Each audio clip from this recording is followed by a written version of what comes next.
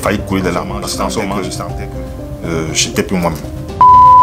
Et dire, ah Seigneur, peut-être mon tour est arrivé pour partir. Mais Seigneur, je n'ai rien fait ici. C'est toi seul qui peut me sauver.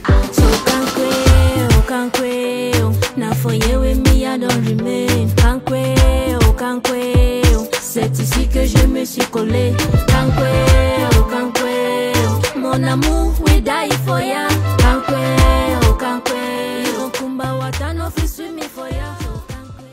Hello, hello, hello. Bienvenue une fois de plus à notre sur la chaîne Trésor et Tempo.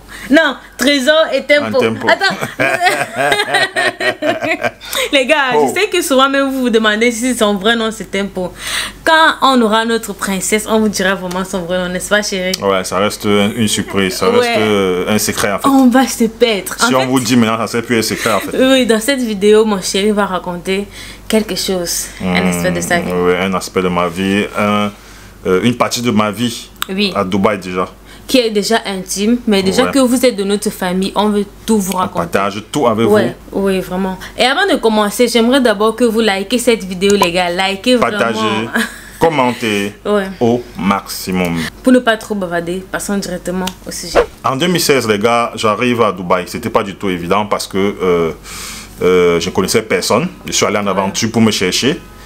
J'ai essayé de prendre un visa de 3 mois. Et vous savez, quand vous prenez un visa de 3 mois ici, quand votre visa expire, vous êtes obligé soit de rentrer dans votre pays, soit de renouveler. Et pour renouveler, il fallait faire quoi? Il fallait prendre un autre billet d'avion, aller dans un pays voisin, tel que Oman, tel que Oman, Koweït, le Qatar. Il y a plusieurs pays aux environs. Vous prenez l'avion, vous partez là-bas. Quand vous sortez du pays, on lance votre visa. Quand votre visa sort, vous revenez. Mais maintenant, ça a changé quand même. Maintenant, on fait ça sur place. Oui, maintenant, on fait ça mais en 2016, de 2016 en 2019, c'était la réalité. Il fallait bourser quelque chose comme 2500 dirhams. Et qu'est-ce qui se passait? Vous prenez l'avion, vous partez à l'extérieur, vous revenez, vous êtes à l'aéroport, mais vous ne sortez pas. Et si au bout de 2-3 jours, votre visa n'est pas sorti, on vous renvoie dans votre pays. Et qu'est-ce qui s'est passé alors quand te concernant? Déjà, mon visa est arrivé à expiration. Et je n'avais pas les moyens déjà de renouveler mon visa. C'est là où j'appelle au pays. Il y a des gens qui me devaient de l'argent. J'ai dit, mais gars, c'est mauvais. On me dit, la rentrée, tu sais que la rentrée, ouais, il n'y a pas d'argent et tout ça. J'étais malheureux, les gars. J'étais malheureux. Je suis resté là comme ça, sans famille, sans rien. Personne pour m'aider. Déjà, même que pour commencer d'abord, moi, je remercie le ciel d'avoir toujours mes parents auprès de moi. Mon chéri n'a pas eu cette chance depuis tout petit. Donc, ça veut dire qu'il souffrait seul. Déjà, il n'a pas de soutien paternel ni maternel, bref. C'était compliqué. C'était compliqué en fait. Imaginez, j'avais le choix entre rentrer au Cameroun. Imaginez, vous partez, ça fait à peine 3 mois que vous êtes parti. Tout le monde vous a vu prendre l'avion. Sur Facebook, on connaît que non, il a réussi sa vie. Imaginez la frustration, hein. Imaginez la frustration. Vous revenez là sans dame, sans rien dans vos poches. Donc même le peu d'argent que vous avez pris pour votre devant, derrière, comme on dit souvent, votre fonds que vous avez pris pour investir dans le voyage, vous n'avez même plus un rond. Qu'est-ce qu'il faut faire? C'est là où tout recommence. Non, mais il ne faut pas regarder ce que les gens disent aussi. La frustration. Imaginez si vous vous concentrez à ce que les gens vont dire. Voilà, tu es parti, tu es rentré sans rien. C'était pas facile. C'était mieux pour moi que je cale ici. Même s'il faut qu'on me tue ici, on me tue. Hein. Qu'est-ce qui s'est passé? Ce qui se passe, c'est que j'entre en université. Parce que je n'avais pas d'argent pour renouveler mon visa. En nouveauté, ça veut dire que j'entre dans les pénalités. Ça veut dire que mon visa a expiré. Je n'ai plus les moyens pour refaire l'autre. Et quand vous entrez en université, vous vivez comme un bandit. Vous êtes comme comme quelqu'un qui est recherché. Quand on attendait la sirène de la police passer là, vous sautez que peut-être c'est moi. Peut-être c'est moi qu'on est venu chercher. Je vous assure, ce n'était pas du chocolat. Et j'appelle à la famille. Qu'est-ce qu'on me dit? On me dit, qu'est-ce que tu fous là? Il faut rentrer, rentre là-bas. Tu vas mourir, pourquoi il faut rentrer? Et attention, c'est ces mêmes gens qui vous demandent de rentrer là. Ce sont ces mêmes gens qui vont se moquer de vous. Que vous regardez un idiot. Tu parles d'avoir fait quoi? Que nous on réussit, tu pars. Que tu pars avoir réussi. Que tu réussis quoi? Autant de choses, les gars. C'était pas facile. Oui, et sans savoir qu'on réussit partout. Justement. Même si tu es au Cameroun, même si tu réussis, tant qu'il faut réfléchir et savoir comment entreprendre, n'est-ce pas, chérie? En vrai, en vrai. Oui, c'est aussi ça. Ça veut dire, je reste là. Je supplie des amis qui sont ici que les gars, pardon. On fait souvent 3 mois de visa, mais est-ce que vous pouvez m'aider pour me prêter un peu d'argent pour faire un seul mois? il n'y avait pas de solution. J'ai dû aller dans des mosquées. J'ai dû quémander. Je suis devenu mendiant. Oui. Pour manger, même, ce n'était pas facile parce que tu vas voir qui. Tu as des amis, vous êtes des amis juste pour les boissons, pour tout ça. Mais au moment de l'aide, il n'y a personne. Il n'y a personne. Tu vas beau demander à quelqu'un, s'il te plaît, prête-moi 100. Il ne va jamais trouver. Mais il a toujours un moyen d'offrir à boire la bière. J'entre en Novasté. Ouais. Le jour où je trouve un peu d'argent, vous me faites 1 mois de visa. Il fait payer les pénalités. Et les pénalités, ce n'était pas du tout évident. J'arrive à l'aéroport pour pouvoir payer. Parce que avant d'arriver à l'aéroport, pour faire l'extension, ce qu'on dit l'extension, ça veut dire que vous partez, vous revenez. Oui. J'arrive là-bas, qu'est-ce qu'il faut faire? Dès qu'on met mon passeport là, ça signale le rouge. C'est comme ça qu'on vient vers moi, on me dit, mon cher, allez payer vos pénalités là-bas. Et mon sponsor, celui qui m'a fait venir ici, il m'a mis dans la liste noire. Parce qu'à un certain moment, quand peut-être quand vous essayez de changer votre visa, quand ça déborde un certain nombre de temps, on vous met dans la liste noire déjà où, quand on vous arrête juste comme un terroriste, on vous renvoie dans votre pays, vous n'entrez plus jamais ici. C'était dans ce cas, j'étais donc dans ce cas. Imaginez, j'étais dans ce cas. J'arrive à l'aéroport, on m'arrête, on me dit, mon cher, suivez-nous pas ici. Ça où j'arrive, on me dit, déshabillez-vous, vous entrez là. Je dis, mais tiens, on dit, non, déshabillez-vous, vous entrez là, yalla, tal. Ah, je reste là. Je n'ai jamais fait la prison dans mon pays.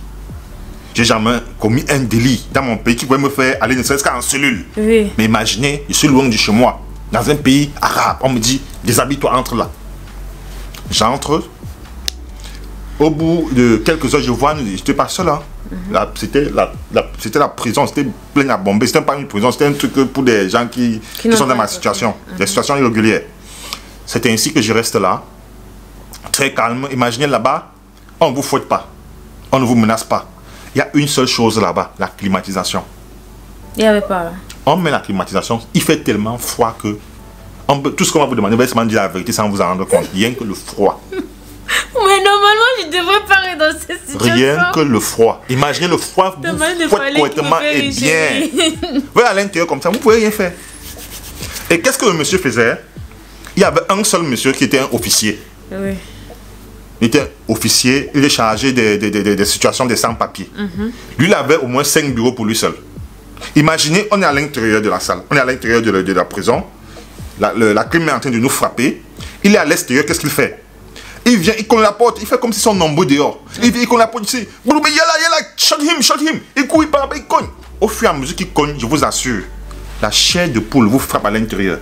Il fait tellement les bruits dehors, vous croyez que peut-être on est en train d'appeler les gens un à un pour tuer. Oui. Je vous assure, j'ai eu une peur, la peur de ma vie ce jour. Je reste comme ça et entends seulement, yalla, shut him, yalla. Il court, il cogne plusieurs portes à la fois. Imagine les portes que vous cognez, que vous allez à l'intérieur, comme on cogne, c'est un peu comme les portes dans les barrières au Cameroun. Donc on cogne. Vous êtes tellement dehors, vous frippez. C'est où? À un moment donné, il m'appelle. Il appelle mon nom. Je dis, ah Seigneur, peut-être mon tour est arrivé pour partir. Mais Seigneur, je n'ai rien fait ici. C'est toi seul qui peut me sauver. Je vous assure. J'ai conjuré tous les dieux de tous les dieux de mes ancêtres ce jour. On a dit que Dieu est partout. Non, oui, normalement, je devrais pas. On a dit que Dieu est partout. Seigneur, pardon. Le tout, c'est là, non. Qu'est-ce qui se passe? C'est que le monsieur prend mon passeport. Il regarde profession. Oui. Il voit là, artiste, musicien. Oui. Il me dit, yalla, come. You know how to sing? Je dis, yes. C'était devenu la comédie. Il m'a demandé de sortir, je sors. Il me dit... J'espère qu'il ne t'a pas demandé de chanter. Il m'a demandé de chanter. Oh my God, quelle honte! My friend, you know Bob Marley, yalla, sing, no woman no cry. J'ai chanté avec ardeur et conviction. Parce que c'est question de vie ou de mort, maman, tu ne connais pas où ça va sortir. Qu'est-ce qu'il faut faire? J'obtempère. Je chante tellement qu'il me dit, yalla, why you problem like this? Tu sais, pour eux, d'anglais est différent de pour nous. Ils mélangent un peu d'anglais, ils tiraillent un peu comme devant. C'est pas le vrai anglais. Mais chérie, mais pourquoi est-ce qu'il t'a fait chanter? C'est pas bien. Il veut être sûr que on a été artiste musicien sur mon passeport. Je vais me justifier. Oui. C'est là qu'il commence à chanter. Il me dit, yalla, come, yalla, tal. Why are you doing this? I say, what boss? Il say, why problem? C'est là où j'étais obligé. Oui. Que Dieu me pardonne, mais c'était une issue. Oui. Parce qu'il m'a dit, you will go back in your country. After some days, I will send you back home in your country. Oui. J'ai regardé ce monsieur comme ça, j'ai failli couler des larmes. Parce qu'en ce moment, je sentais que j'étais plus moi-même. Mes pieds même ne tenaient plus le sol. Je tremblotais. Et qu'est-ce qu'il fallait faire? Il fallait résister. Je n'ai personne devant, je n'ai personne derrière. Qu'est-ce que j'ai fait? Le monsieur me dit, pourquoi tu es entré dans une situation? Il dit, monsieur, c'est parce qu'il n'y a pas d'argent. Il dit, pourquoi? Il dit, non, parce que tout l'argent que j'avais, j'ai eu à travailler ici, j'ai envoyé au pays pour sauvegarder ma famille, et dans mon pays, il y a la guerre. Il dit, ouais, il y a la guerre dans mon pays. Vous savez, ce qui a pu me sauvegarder, vous savez, les musulmans, quand tu entends, quand tu parles côté femme, oui. ou mère, oui. Ils sont très très réceptifs à ce moment. J'ai dit que, j'ai dit dans ma tête que, comme ma mère me dit, pourquoi ne pas aussi utiliser encore ce système-là encore? Peut-être c'est elle qui a dit que j'utilisais ça pour elle. J'ai dit, monsieur, comme vous voyez, en ce moment il y a la guerre dans mon pays, oui. Et ma mère a reçu 2 balles au pied et présentement elle est à l'hôpital. Je ne sais pas si elle va survivre. Si maintenant vous me demandez de rentrer dans mon pays, maintenant je n'ai pas encore la rencontrer, avec les nerfs et tout ça, peut-être c'est pour tuer ma mère une fois. Je vous assure, ce monsieur a changé complètement de mine. Il est resté comme ça. Il m'a regardé. Oh my friend, mashallah, I'm very sorry. Et j'ai dit, I'm very sorry, oh sorry. Il y a là comme. Il me demande de me rhabiller, je prends un tricot, je mets. Il me demande, il y avait un bureau, il y avait un frigo, il y avait les fruits, la banane, tout ça dans l'intérieur. Il me dit, yalla, eat. Imagine que depuis combien de temps que je n'avais pas mangé, je suis entré dans le frigo comme si j'attendais. Tout ce que je voyais comme fruits, les yaourts non sucrés, c'est ce que là dans ma bouche, je prenais seulement ça en désordre. Maintenant, qu'est-ce qui se passe? C'est là où je prends le numéro de mon sponsor, je donne au monsieur, il appelle. Il dit, c'est au sujet de Tempo. Il dit, Tempo, Kale Wale. Quand il a dit ça, la raboté, il faut dire, mais qui est celui-ci? Ça veut dire que, chef, il a même dit que ça, c'est même pas mon pays ici. Il peut me taper ici, là. Il est même prêt à me faire rentrer au Cameroun. C'est là, il dit, this is my country, no one can do this for you. I say, ok, thank you, ça. Ça veut dire que Dieu, vraiment, est avec moi en ce jour. Qu'est-ce que le monsieur a fait? Le monsieur, je vous assure, le monsieur a retiré de l'argent. Il a retiré de ses propres poches, il a mis dans la caisse pour me faire sortir de la liste noire, pour balayer tout ce que j'avais comme pénalité. Oui. Il a mis le compteur à 0,0. Et il m'a donné mon passeport de sortir et aller faire l'extension de visa. Incroyable. Incroyable. C'est où il a fait. Il m'a fait sortir. Il m'a fait sortir plutôt à la porte où les officiers entrent à l'aéroport. C'est là où je sors vers la porte là et je fais le visa change. Et quand il fait le visa change, je reviens. Et j'ai compris une chose, c'est que si Dieu a permis que je puisse rester ici, dans ce pays, ce jour-là, ça veut dire que j'avais une histoire à écrire ici. Et mon histoire, c'est celle-là que je vis en ce moment. Et pour vous dire, il n'y a rien dans la vie. Tant qu'il y a espoir, tant qu'il y a souffle de vie, il y a toujours espoir. Ne vous découragez jamais.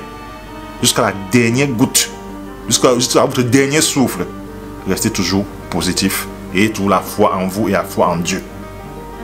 Donc c'est un peu cette petite expérience que j'avais à partager avec vous ce jour. Ça fait partie de l'une de mes aventures à Dubaï, parce que c'est tellement beaucoup que s'il veut me mettre à parler là, on va pas quitter ici aujourd'hui. Je sais qu'il y a plusieurs personnes qui ont vécu plusieurs choses, même plus pire que ça. Oui, même plus pire, même dans leur propre pays.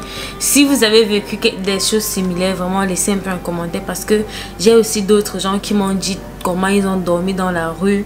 Je te dis, des gens qui ont tellement dans des mosquées, oui, qui ont dormi dans la rue. Donc si vous avez des histoires comme ça, laissez un commentaire. On a voulu partager ceci avec vous vraiment pour vous dire que tout n'est pas rose. Tout n'est pas rose. Nous, on ne veut pas créer une chaîne dans laquelle on va vous faire croire que tout est beau, tout ceci. Moi j'ai toujours désolé chérie, moi j'ai toujours clamé ça, parce que quand je vois des gens sur YouTube qui passent leur temps à vendre du rêve, c'est pas possible. Il faut être naturel, il ne faut pas vendre du rêve. Et une chose est sûre dans la famille, c'est que apprenez une chose, pour avoir les fleurs, il faut s'attendre aux piqûres des épines. Des épines, la rose. Oui. Pour avoir la rose, il faut s'attendre aux piqûres des épines. Pour avoir du miel, il faut s'attendre aux piqûres des abeilles. Exactement. Donc vraiment, la vie, les gars, c'est pas du tout du chocolat. Et la vie, c'est un combat. Tant qu'on vit, on combat. C'est ainsi que la vie. Donc j'espère que cette vidéo vous a plu vraiment. J'aimerais aussi ajouter quelque chose. Dans la vidéo précédente que j'ai publiée, il y a des gens qui me disaient que tu as déjà eu d'autres enfants. Non, ça c'est mon premier enfant. Quand je disais dans le thème porter des enfants garçons, c'est que toute ma naissance, toute mon enfance. Tu as toujours fait face au bébé garçon. Ouais, au bébé garçon. Même quand j'étais toute petite, même quand j'allais à l'école, même mes voisines qui accouchaient. La famille, les tantines, les tontons viennent te poser avec les enfants. Ouais. Du coup, ça, c'était un peu le contexte. C'était pas pour dire que j'ai d'autres enfants. Mais c'est Dieu qui a dit que tu as trop porté des enfants garçons. T'as pas que d'en apprendre la bonne fille pour te calmer. Mais je prends la rose, après viendra. Ok les gars, j'espère que vous avez aimé cette vidéo. Et si c'est le cas, s'il vous plaît, likez cette vidéo et partagez aussi. Il faut partager, s'il vous plaît, pour que ça puisse aussi aider d'autres personnes, non chérie? Fais un peu. Ok, on va se dire dans une prochaine vidéo, la famille.